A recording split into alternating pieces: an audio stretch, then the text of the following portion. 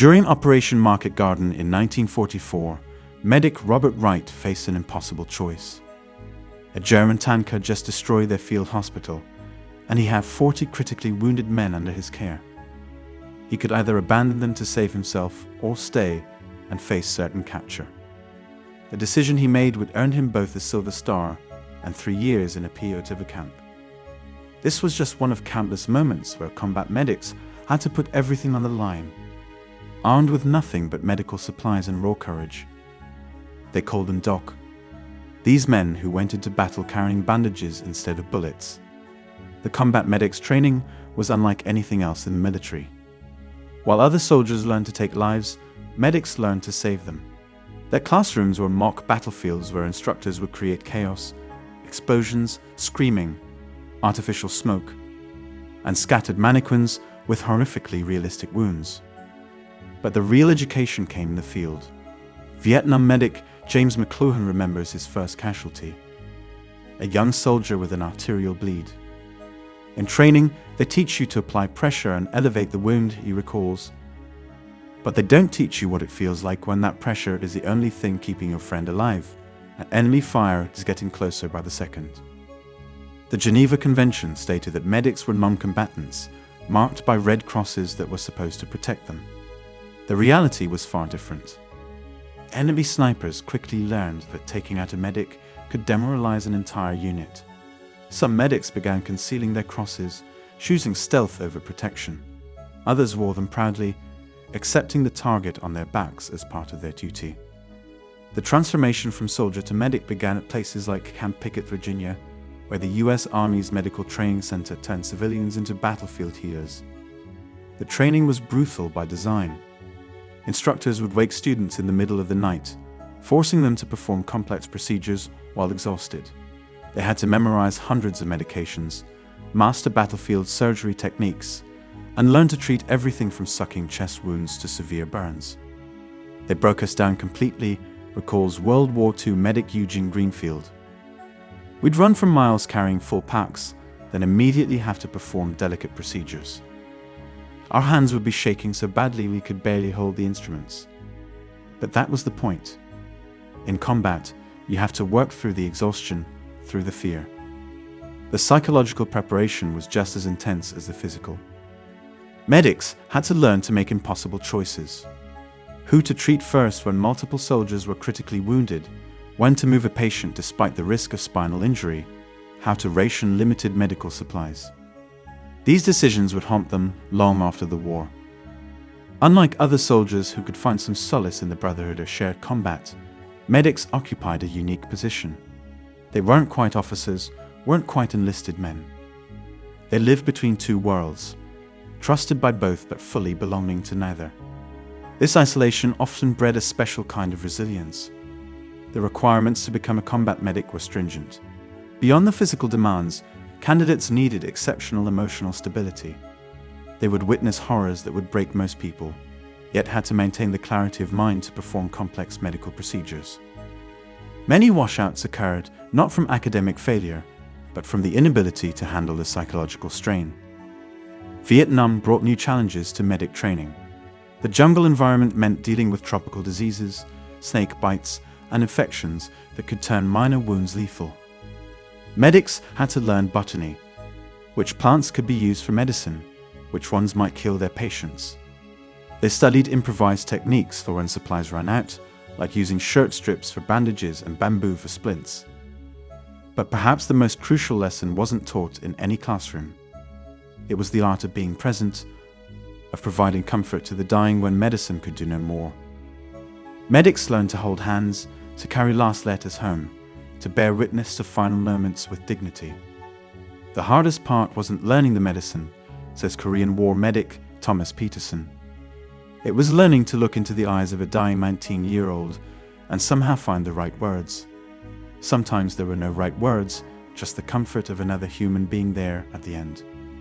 By the time they'd finished training, combat medics had become something unique in military history. Warriors whose mission was to preserve life rather than take it. They would need every bit of their preparation for what awaited them on the battlefield. The marking of a combat medic evolved throughout history. During World War II, medics wore white armbands with red crosses, making them visible across battlefields. This same symbol marked their helmets and medical bags. But by Korea, many medics began questioning these markings. The Red Cross wasn't a shield anymore, recalls medic Frank Johnson. It was a bullseye. The enemy knew taking out one medic meant dozens of soldiers might die from their wounds. This led to controversial decisions. Some units began deploying armed medics, personnel who carried weapons for self-defense despite it violating Geneva Convention protocols.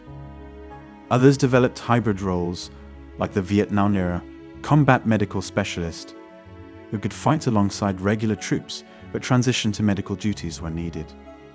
Medics also had to master the art of diplomacy. They often treated civilians and even enemy combatants, upholding the medical oath to help all who needed it. This sometimes put them at odds with their own units. World War II medic David Cohn remembers treating a wounded German soldier while American troops looked on disapprovingly. I told them, when he's bleeding, he's not a German or an American. He's just a man who needs help. The final test before deployment was known as the Crucible, a 72-hour simulation combining combat scenarios with mass casualty events. Trainees worked with minimal sleep, limited supplies, and constant pressure. Many would later say that as intense as this test was, it still didn't fully prepare them for the reality of war. This intensive training would face its ultimate test in moments like the one Private James Sveck encountered in the jungles of Vietnam. While treating a wounded soldier, a grenade landed just feet away. In a split second, he had to react. Training and instinct would collide in a decision that would echo across decades. Private Sveck didn't hesitate. He threw himself on top of both his patient and the grenade, using his medical bag as an impromptu shield. The explosion shredded his bag but spared both men. When asked later why he didn't run, Sveck simply said, "He was my patient. Where else would I go?" This level of dedication defined combat medics. They'd faced a unique psychological burden. They couldn't seek cover when bullets flew. While other soldiers dove for foxholes, medics ran toward the wounded. The distinctive cry of MEDC could send them scrambling across open terrain, dodging gunfire while carrying up to 70 pounds of medical equipment. Iraq War medic Michael Torres describes the mental toll. Every call means someone's hit bad. You're running out there and your brain's processing everything at once. The angle of fire, the quickest route, what supplies you might need. Meanwhile, that voice in your head is screaming, "Get down." But you can't. Not when someone's bleeding out. The decisions came rapid fire. Triage was a brutal mathematical equation. Who gets treated first? The soldier with a chest wound gasping for air, or the one with the arterial bleed who has minutes to live? The wrong choice meant death. The right choice often meant living with the knowledge that someone died while he was saving someone else. Desert Storm medic Sarah Mitchell recalls her hardest moment. 2 casualties, both critical. I could only treat one at a time. I chose based on who had the better chance of survival. The other soldier died before I could get to him. His buddy screamed at me, called me a murderer. 20 years later, I still hear that scream in my dreams. Combat medics developed a sixth sense for incoming casualties. They learned to read battlefields like weather patterns. The crack of a particular weapon, the pattern of explosions, the sudden silence, all told them what injuries to expect. They prepared supplies and mentally rehearsed procedures, often while still treating other patients. World War II medic Eugene Bradford worked through a mortar barrage in Sicily. I was elbow deep in a soldier's chest, trying to clamp a bleeder, he remembers. Shells were walking toward us. I could feel them getting closer by the vibrations in the ground. The wounded man looked up at me and asked if we should move. I told him, "Son, if I stop now, you'll bleed out. So we're staying right here." That was the longest 10 minutes of my life. They learned to work in conditions that would shut down a modern emergency room. Pitch darkness, with only a penlight to illuminate procedures. Monsoon rains that turned bandages into useless pulp. Temperatures so cold that plasma would freeze or so hot that medications broke down. And always constantly the threat of enemy fire. Vietnam medic Ray Garcia performed an emergency cricothyroidotomy, creating an artificial airway through the throat, while lying flat in a rice paddy under sniper fire. "I couldn't lift my head up more than an inch," he recalls. "I had to work by touch alone, feeling for the landmarks on his throat. One wrong move and I'd hit his carotid artery. The sniper kept shooting, but I just tuned it out."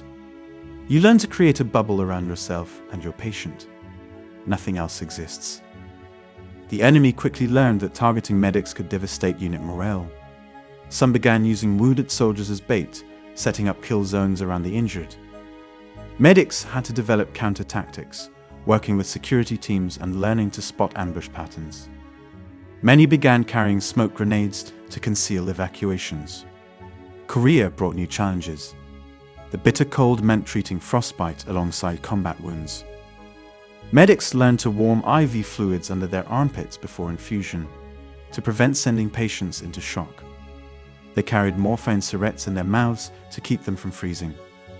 "Sometimes the cold was worse than the enemy," recalls medic John Harrison. "You'd be trying to tie off a bleeder, but your fingers would be so numb you couldn't feel the instruments." In Vietnam, the jungle itself became an enemy. Wounds would become infected within hours in the humid air.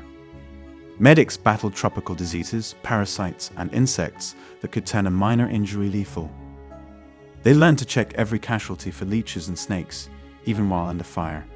The dense vegetation meant evacuation was often impossible, forcing medics to provide prolonged care under primitive conditions. "You never knew what you'd face," says Afghanistan medic Lisa Rodriguez. "One minute you're treating a gunshot wound, the next you're delivering a baby for a local villager. Then you're back to combat medicine. You had to be everything to everyone. Trauma surgeon, family doctor, psychiatrist, and sometimes just a shoulder to cry on." But perhaps the heaviest burden wasn't the wounds they treated, it was the ones they couldn't. Every medic carried the weight of the ones they lost. They remembered names, faces, last words. Some kept lists, others couldn't bear to. The job required a delicate balance between caring deeply and not caring so much that it broke you. This emotional tightrope would be tested to its limits in situations like the one medic Anthony Cooper faced in Fallujah. Trapped in a collapsed building with 3 critically wounded Marines, no supplies, and enemy forces closing in, he would have to perform a medical miracle using nothing but debris and desperate creativity. Anthony Cooper surveyed the rubble around him. His medical bag was destroyed in the collapse, but his training taught him to see supplies where others saw trash. A broken plastic water bottle became a chest seal. Strips torn from his uniform served as bandages. Wire from a destroyed radio became a makeshift surgical tool. Over the next 4 hours, he would keep all 3 Marines alive until rescue arrived. This kind of improvisation defined combat medics. When traditional supplies ran out, they got creative. During the Battle of the Bulge, medic Frank Miller ran out of morphine. He discovered that snow packed into wounds could numb pain enough to keep soldiers from going into shock. In Korea, medics used helicopter fuel to sterilize instruments when alcohol ran out. Vietnam medic Thomas Chen remembers using superglue to close wounds, a technique that would later revolutionize civilian emergency medicine. "We had this guy with a facial laceration that wouldn't stop bleeding. No sutures left. I remembered seeing mechanics use superglue, so I tried it. Sealed perfectly." Now every ER in America stocks medical-grade versions of the same thing. The ability to improvise went beyond medical supplies. Medics learned to turn anything into a stretcher: doors, corrugated metal, even their own bodies. They created makeshift operating rooms in bomb craters, caves, and abandoned buildings. Some medics in World War II converted captured German tanks into armored ambulances, using enemy vehicles to save American lives. Desert Storm brought new challenges.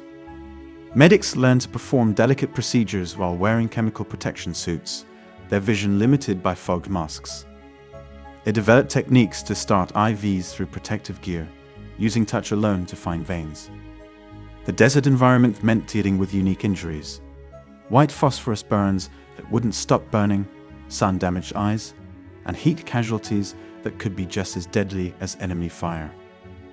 Iraq War medics Sarah James treated patients during a sandstorm that turned day into night. "You couldn't see your hand in front of your face," she recalls.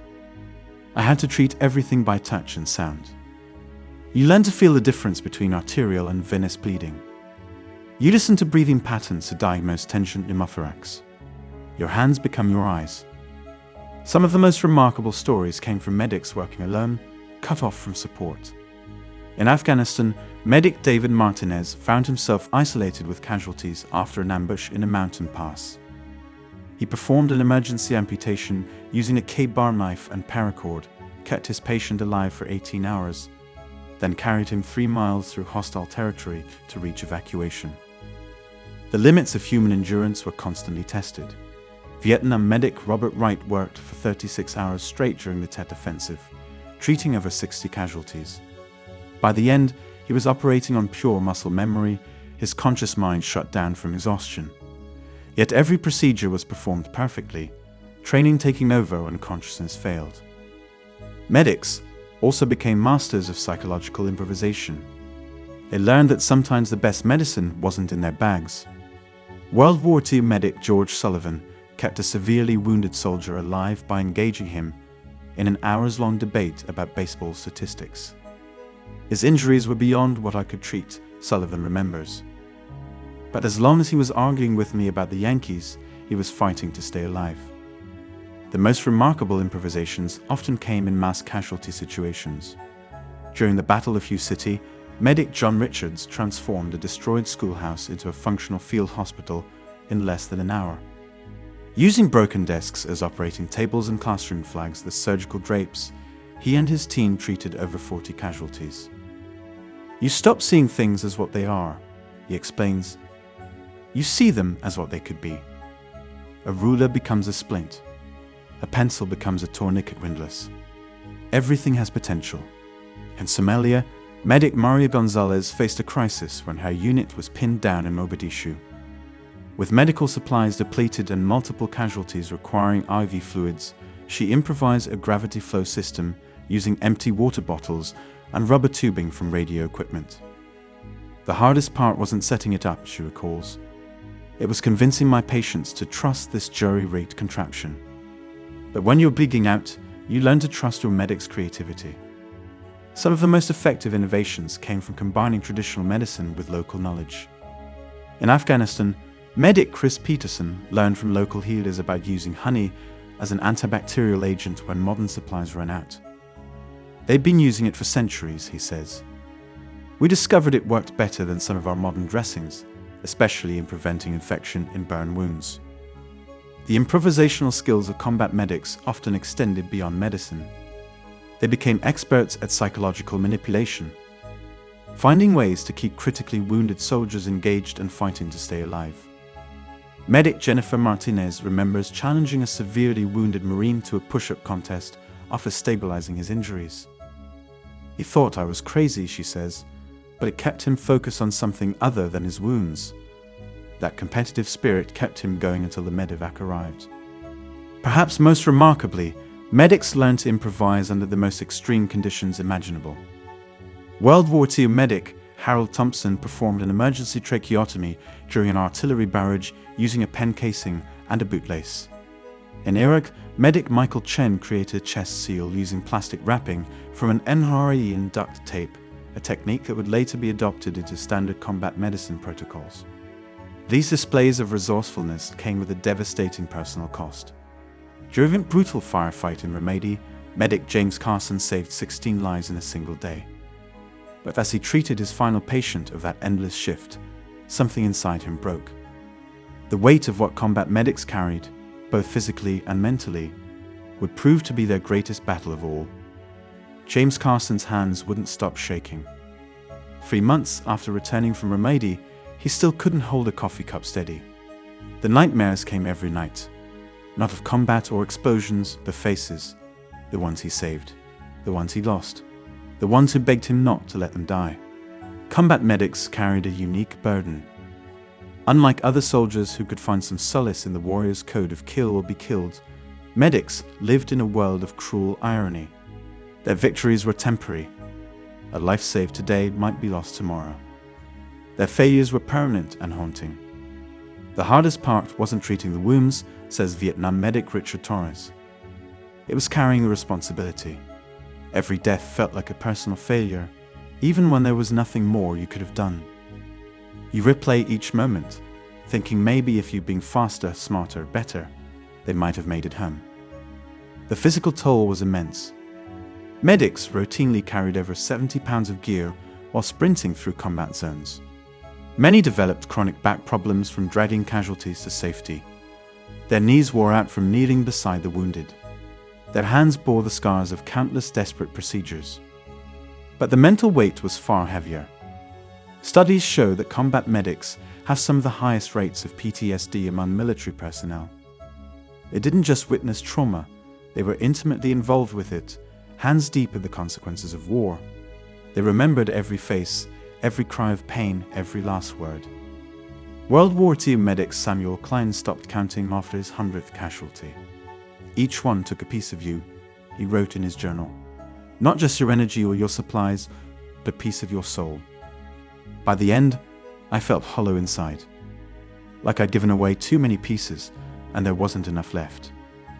The guilt was constant. Triage decisions meant choosing who lived and who died. Iraq war medic Lisa Chen still remembers the day she had to ignore a wounded soldier's pleas for help because another casualty had a better chance of survival. He screamed my name as I worked on the other patient. I can still hear him. His buddy told me later that he understood, that I'd made the right call. But understanding doesn't make it easier to live with. Many medics struggled with civilian life after their service. Intensity of combat medicine made everyday existence seem bland. Some became emergency medical personnel, seeking to recreate the sense of purpose they'd found in combat. Others couldn't handle anything remotely medical, the memories too raw and vivid. Afghanistan medic Robert James tried working in an emergency room after his discharge. First major trauma case, I froze, he recalls. The patient had similar injuries to a soldier I couldn't save. All the memories came flooding back. I walked out and never returned to medicine. Some wounds never really heal. The Brotherhood of Combat Medics became a crucial support system. They understood what others couldn't, the weight of split-second decisions, the haunting what-ifs, the struggle to reconcile saving and losing lives. Support groups formed, specifically for medics to share their experiences and coping mechanisms.